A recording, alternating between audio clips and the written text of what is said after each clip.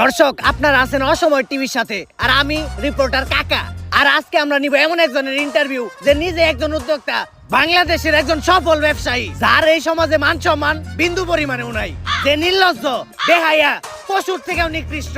তার মানে দর্শক, আপনারা বুঝতেই পারতেছেন আমি একজন কাপড় ব্লগারের ইন্টারভিউ নিতে আসছি। তো চলেন দর্শক বৃন্দ, সেই বউ ব্যবসায়ীর বাড়ির ভিতরে ঢুকি।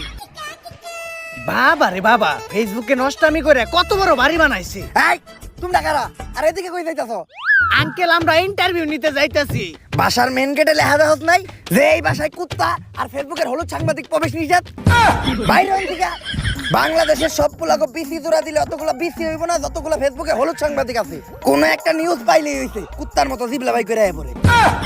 আঙ্কেল, আপনি ভুল ভাবতেছেন, আমি ফেসবুকের কোনো হলুদ সাংবাদিক না, আমি অসময় টিভি থেকে আসছি। TV channel? সরি বাবা। আচ্ছা আঙ্কেল, এই বাড়ির মালিক আপনার কি হয়?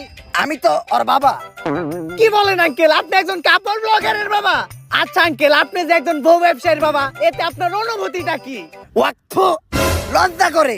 আমি তো সমাজে মুখই দেখাইতে পারি না, এর লেগে আমারে কেউ জিগাইলে আমি কই দিয়ে আমি কামলা দিয়ে খাই। আমার কোনো পোলাপান নাই।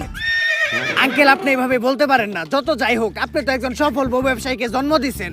জন্ম তো আমি দিতে চাই নাই, আসলে ওটা ভুল হয়ে গেছে। দুষ্টা তো আর আমার না, দুষ্টা হইলো ওই ঝড়ের রাইতের। ফার্মেসি খোলা ছিল না।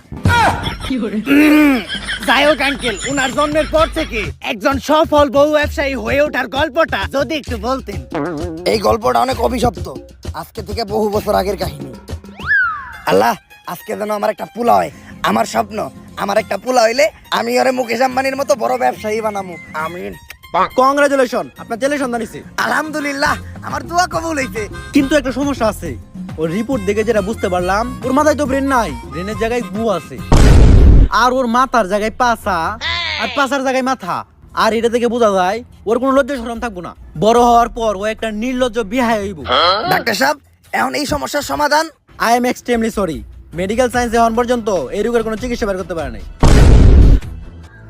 ভবিষ্যৎ বাবা, অনেক বিপদে পড়ে আজকে আমি আপনার কাছে আইছি। আমার একটা পোলা হইছে, ডাক্তার কইছে ওর মাথায় মগজ নাই, ওর মাথায় গু। আর ওর নাকি মাথার জায়গায় পাছা হইছে আর পাছার জায়গায় মাথা। এর লেগে ওর নাকি কোনো লজ্জা শরম থাকবো না। আমার স্বপ্ন হইলো আমি আমার পোলারে বড় একটা ব্যবসায়ী বানামু। কিন্তু এগুলা দেখার পর তো মনে হইতাছে ও বড় একটা টিকটকার হইব। বাবা, আপনি কিছু একটা করেন। তুই কান দিস না বচ্চ, এখনই আমি তোর পোলার ভবিষ্যৎ দেখতাছি। আই এম ব্যাক, দিমু এবার কাপড় ব্লগার করে ঠেক।